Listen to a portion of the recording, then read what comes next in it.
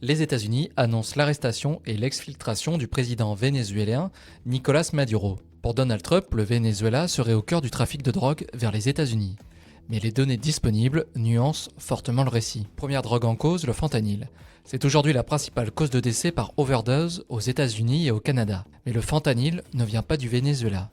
Il est fabriqué par des cartels au Mexique à partir de précurseurs chimiques importés surtout de Chine, mais aussi d'Inde. Il entre ensuite aux États-Unis par la frontière mexicaine, des mules, fret, colis postaux ou même des tunnels. Deuxième drogue majeure, la cocaïne. La production mondiale se concentre en Amérique du Sud.